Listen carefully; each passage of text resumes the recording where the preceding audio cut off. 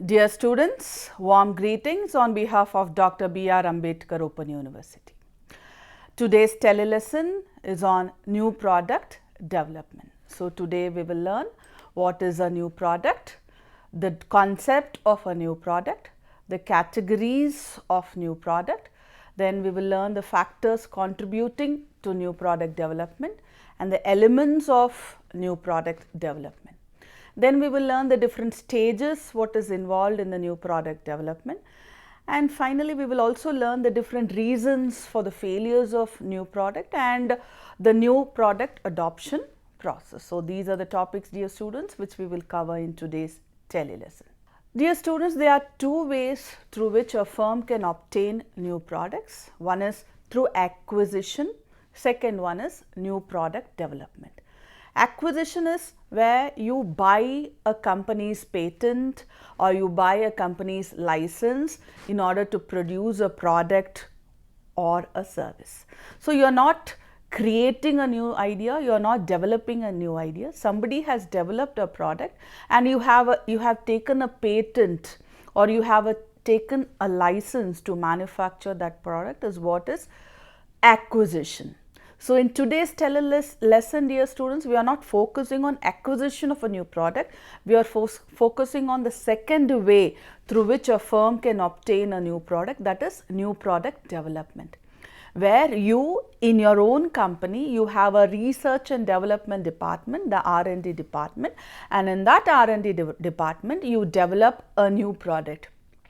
You come up with ideas, you filter those ideas, you create prototypes, you do test marketing, you create marketing strategies, you calculate the cost, what is involved for that particular new product, and you finally commercialize. That is, you come up with a new product and launch it in the market. So, this is what is new product development. So, dear students, there are two ways through which a firm can obtain new product. One is acquisition, where you buy a company, you buy a patent or a license to produce a product for someone else. So, that is not covered in today's tele-lesson.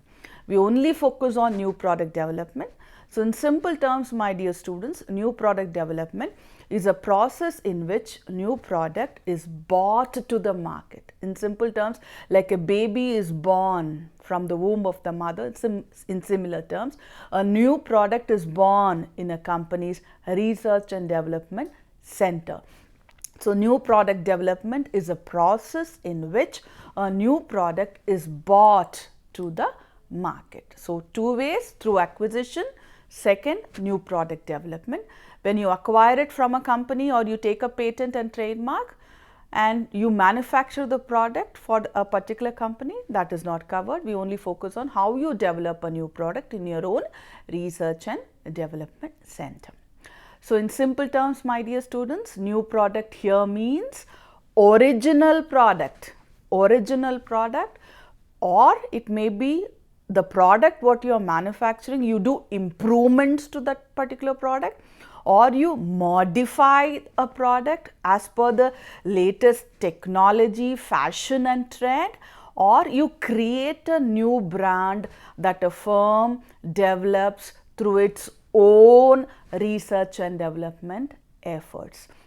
So, one new product means an original product, like it may be a new electrical vehicle like Maruti, Suzuki or Honda or any Toyota or any company is manufacturing diesel and petrol version.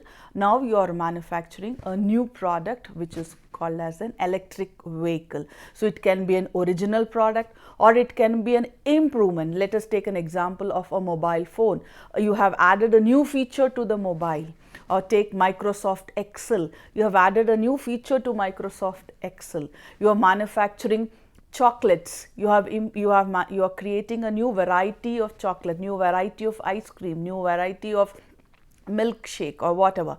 So, you improve the product or you modify an already existing product as per the latest technology, trend or fashion, or you create a new brand like Hindustan Unilever Limited has Dove brand. It comes up with a new brand, Lux brand. Though say it is a soap, but again you come up with a new brand name for the same purpose of usage. So in simple terms, dear students, new product here means 1, original product, 2, it may be a product improvement, 3, it can be a modification of the existing product, or you can create a new brand that the firm develops through its own research and development efforts. So although the process of a new product development can be time consuming, as it undergoes several changes, it is meant to ensure that the product is good as it can be before it reaches the consumers and meets their demand to the best way possible. So in simple terms, dear students, new product development strategies, like let us discuss how do you obtain, what are the strategies you develop for obtaining new product ideas. From where, like you want to create a new product, you want to modify an existing product, you want to improve the existing product, you want to create a new brand. From where do you get ideas? How do you as a company generate ideas so that a new product comes into the market to satisfy the latest consumer needs and requirements or wants? So one, as I told you, one is through acquisition, another one is through new product development in your own R&D department. So one is you acquire a company, second you acquire a patent, or you acquire a license. That is, these are the 3 ways where you obtain new product ideas. The second one is original product, where you develop a new product which is not already existing in the market. The second one is you improve the existing product. The third one is you modify the existing product. The fourth one is new brands. Let us discuss all these new product development strategies in detail. Before that, let us learn what is new product development. Dear students, the development of original product, product improvement, product modification, and new brands through the firm's own R&D, research and development efforts. So this is the definition of new product, dear students. The development of original product, product improvement, product modification, and new brands through the firm's own research and development department. Now, dear students, let us discuss why new products. Why do we require new products? One, there is change in the market all the time. There is change in technology. Technology changes every minute. So as per the changing technology, you have to change. Like for example, earlier we used to have desktops at offices and at homes. Now the desktops are being replaced with laptops. We used to have landline phones. Now it is replaced by mobile phones. So as per the changing technology, even in mobile phone, the technology changes very, very frequently, and you have to change the mobile technology as per the changing taste and preferences of the customer. It may be, let us take the courses or the programs offered by Dr. B.R. Ambedkar Open University. You have to change the contents of the course, the contents of the programs, the subjects. You have to introduce new programs as per the changing demand prevailing in the market. So new products are required because 1, there is change in market, 2, there is change in technology, 3, because of the increasing competition. If you see, you name a single product, let us take a simple bread and jam, what we eat for breakfast. There are n varieties of breads. You have one normal bread, you have a wheat bread, you have a brown bread, you have a millet bread, you have a garlic bread, you name it, you have it. So one simple product of bread has n number of varieties available in the market, and also there is not one brand of bread available in the market. There are n number of brands of bread available in the markets. Take any example of, take any product. Take up Dr. B.R. Ambedkar University. It is not only one university which offers different programs through distance mode. There are n number of universities in India and across the globe which offers such type of courses through distance mode. So much of competition is there in the market. So new products are required in order for beating the competition or in order for the increasing competition prevailing in the market. Next reason why you should have new products is because of the seasonal fluctuations which is there. Another reason is the growth. In order for the company to grow, new products have to be introduced, the products have to be launched in the market so that sales increases and profits also increases in order to get higher profit margins. Sometimes you may be having machinery, you may be having infrastructure in your company. Let us suppose I am an ice cream manufacturing company. My capacity is to manufacture 1000 ice creams per hour, but the demand for my, let us suppose I manufacture 2 varieties of ice cream, vanilla and chocolate, and there is only demand for 300 vanilla ice creams and 300 chocolate ice creams per day in the market. So even though my capacity is to manufacture 1000 ice creams per day, I only manufacture 600 ice creams because I can only sell maximum 600 in the market. So remaining 400 of my capacity or the infrastructure what I have in the ice cream factory is idle. So in order to utilize the idle capacity, I may launch another 1 or 2 new flavors of ice cream in the market, maybe strawberry and pista or nuts ice cream in the market, so that I utilize the 400 idle capacity, and instead of 2 varieties, I launch another 2. So total 4 varieties of ice cream can be launched in the market. So in order to utilize the excess capacity also, companies normally create or invent new products into the market. Also sometimes you have to recycling of waste products. Let us suppose let us take the same example of ice cream, and I am manufacturing ice creams. While manufacturing ice cream, there may be some amount of liquid which gets wasted, which does not get solidified and converted into ice cream. Some amount of liquid is there. That liquid probably can be converted into a milkshake, refilled in a bottle and sold as vanilla milkshake, chocolate milkshake, or pista milkshake, or nuts milkshake, and sold in the market. So sometimes in order to recycle something which is left over in the manufacturing process, you create new products. So that is another reason why new products enter into the market. So dear students, because of change in the market, change in technology, increase in competition due to seasonal fluctuations, due to company growth, for seeking higher profits, it may be to utilize excess capacity, or for recycling of waste products, we need new products, and new products enter into the market. The different types of new products. One is new to the world products.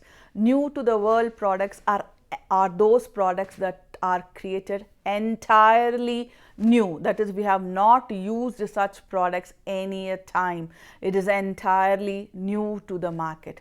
Next one is new product lines. That is, if a company can enter an established market for the first time with a product, it is called new product line for the first time.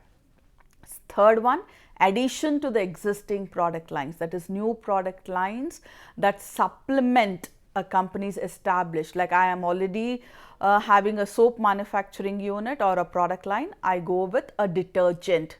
So that is what is an addition to the existing product line. Fourth one is improvement or revision in existing products. That is, new products that provide improved performance or great perceived value and replace existing products are referred to as improvements or revisions in existing products. Repositioning, that is, modifying the existing products and in the same time to widen the appeal. Like the example of the Bernol. Bernol was only for burns. Now you have repositioned in the customer's mind that Bernol also can be used for cuts and wounds and bruises.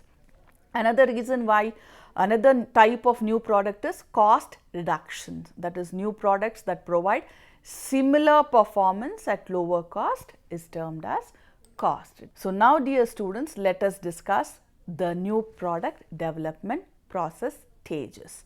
Let us discuss the major stages in the new product development. They are on the whole 8 stages in the new product development. Let us discuss all these 8 stages one after the other. The first stage, my dear students, in the new product development is idea generation. What is this idea generation? The systematic search for new product ideas. In order to develop a new product, you have to get ideas. Somebody should give an idea. I require this particular product. In a mobile phone, I require a new feature. I want an electrical vehicle. If you see, after COVID, we fear to touch any product. So if I can get a touchless interface for my mobile, without me touching, if the mobile phone can be accessed, how nice would be. Or if any new product. So this idea generation, in simple terms, my dear students, is the systematic search for new product ideas. So how does a new product ideas are generated? Dear students, there are two ways for generating new ideas. One is the internal sources, the second one is external sources. What are these internal sources? Internal sources are sources within the company, where ideas are generated within the company. One, it is in the research and development department, where ideas are developed within. A company will have a research and development department, and ideas are generated in the research and development department. Second, the employees working in the organization, they will give you ideas. Like in few companies, companies will have a suggestion box, and if the employee working in the organization, because he is aware about the different products which the company manufactures and sells, he will give ideas whenever he wants, and it drops into the suggestion box.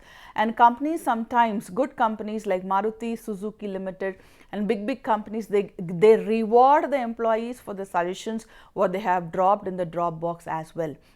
And another source of generating ideas is the salespersons or the salespeople who sell our product. The product, once it is manufactured in the company, has to reach the ultimate consumer. That the product has a journey from the manufacturer to the ultimate consumer. So the journey of the product from the manufacturer to the consumer, there are many intermediaries in between, or you call them salesmen, who have a direct contact. The company cannot directly contact the customers.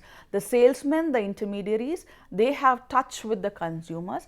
So the salesman, because whatever I want, let us suppose I buy a television or I buy a washing machine, I will tell the salesman, does the washing machine has this feature, does it have this, does it have this? If it had this particular feature, it would have been so nice. So the customer has a direct contact with the salesperson. So the salesperson is the best source through which you can get the ideas within the company. So dear students, ideas can be generated internally, internal sources, externally from external sources. Internal sources of idea generation are 1, research and development department, 2, employees, 3, salespeople. Now dear students, let us discuss the external sources of idea generation. 1 is the competitor. The product, whatever your competitor is the best source, whatever new product he develops, the same we can also imitate, and we can also try such a product from your own company. So the competitors are the best source for you to give you ideas for the new product to be launched in the market. Then the consumers. Consumers, you can take feedback from the consumers, and the consumers will tell what they want. I want a smart watch. I want a new variety or a new feature in my laptop. I am using Microsoft Excel. If I could get this additional feature in Microsoft Excel, it would be so nice. I use WhatsApp. If you see, every 1 month or 2 months, a new feature in the WhatsApp is added, and the new notification comes to our WhatsApp. It may be a chocolate, a biscuit, a pen, pencil, name any product, a new variety of product is launched. For example, dear students, let us take the simple example of a toothpaste, what we use the first early in the morning. You take a toothpaste, you have a number of varieties of toothpaste. There's one herbal toothpaste, there's one gel toothpaste, there's one cavity toothpaste, there's one sensitive toothpaste, there's one toothpaste with salt, there's one toothpaste with herbs, there's one toothpaste with charcoal, there's one toothpaste with different varieties of Ayurvedic properties. You name it, you have it. So one product have n number of choices and options. So consumers, they tell us I want this, so the manufacturers manufacture. So consumers are another good source through which you can collect the information for new ideas. The third, another source of external sources is distributors and resellers. Distributors and resellers are the middlemen between the channel, that is between the manufacturer and the consumer. They give you ideas as to what the consumer needs and what are the new demand prevailing in the market. Another source of external sources, websites, magazines, trade shows, consultants. Also, dear students, you have market research agencies which gives you ideas for new product for a price, like AC Nielsen's. There are many market research agencies which are prevalent in the market, like PwC, Price Water Corporation, which gives you ideas. They are market research agencies exclusively in the job of doing research and giving you ideas. So ideas can be generated, dear students, internal sources, research and development department, employees and salesmen, external sources like competitors, consumers, distributors and retailers, and others like magazines, trade shows, consultants and market research agencies. So these are the different sources with which ideas can be generated. Dear students, after the idea is generated, idea should be screened. It has to be filtered. Like you got 100 ideas from internal sources as well as external sources. You can't manufacture all the 100 ideas whatever you got from the different sources, internal and external. Out of the 100 ideas whatever you have got, you have to filter. You have to select 2 or 3 or few of them which you feel will be beneficial for you, which will give you profits, which will be viable, which will be feasible, which will be profitable for you in the future. So dear students, idea screening is nothing but screening new product ideas in order to spot good ideas and drop poor ones as soon as possible. For example, Dr. B.R. Ambedkar Open University wants to start a new BCom course. You will get 100 different suggestions from internal and external. Students will suggest few, research agency will suggest few, the management will suggest few. Like this, from different sources you will get different suggestions. Like 100 different types of BComs you will get a suggestion, but Ambedkar University cannot launch 100 courses at a time. So out of the 100 courses, which BCom, 1 or 2 BComs which will be profitable, which will be viable, which will be feasible should be selected. Let us suppose out of 100 the university selects 5 ideas, so the remaining 95 has to be dropped or discarded. So that is what is idea screening is. Screening new product ideas in order to spot good ones and drop poor ones as soon as possible is what the second stage is, idea screening stage.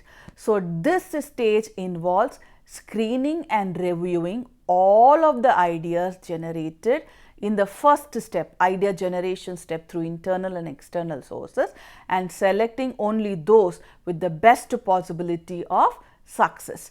Many factors are kept in mind, dear students, while deciding which idea to accept and which idea to reject. So these factors include projected advantages to consumers, necessary product innovations, technical viability and feasibility for marketing. So after idea screening, the third step is concept development and testing. So you have to develop the product concept, that is a detailed version of the new product idea stated in meaningful consumer terms. Then comes, you have to test the concept, that is testing new product concepts with a group of target consumers. You have developed a product concept, a new variety of tea, a new variety of biscuit, a new variety of ice cream, a new variety or a new version or a new feature in Microsoft Excel or a new feature in Google. So what you have to do, you have to test the new product with a small group of target customers to find out if the concept has strong consumer appeal, whether it will be successful or not. So after concept development and concept testing, the fourth important step is market strategy development, that is designing an initial market strategy for a new product based on the product concept. You have developed the product concept. Based on the product concept, you will develop a market strategy development. In market strategy development, dear student, the important points what you have to keep in mind is you have to decide who your target market is. Are they children? Are they old people? Are they literates? Is it for men or women? Whom are you targeting? Who are your target market? Then how are you going to position in the customer's mind? How much of sales are you going to make? What would be the market share which you would occupy, 5%, 10%, and how much of profit you are expecting? So you have to decide your target market, how will you position, what would be your projected sales, what would be your projected market share, how much of profits you want. You should decide on the product price, distribution and marketing budget, what would be your long run sales, profit and marketing mix strategy, the 4 P's of the product price and promotion you have to decide. Then the 5th step is business analysis, dear students, where a review of the sales, cost and profit projections. You have to review how much of sales, how much of cost, fixed cost, how much you will spend, how much of variable cost you will spend, and what would be your profit projections, how much are you projecting for a new product, to find out whether these factors satisfy the company's objective. Once you have decided on that, you have to know the different product development, the 6th stage, a strategy for company's growth by offering modified or new product to current market segmentation. So what you will do, you will develop the product concept into now all the theory, whatever you have designed. How would your market be, how would your product be, anything, it will come into reality. That is, you are developing a new product concept. The concept is being converted into a physical product. Now you have a laptop in front of you, the new what you have developed. The physical form is there in your hand. That is what is product development.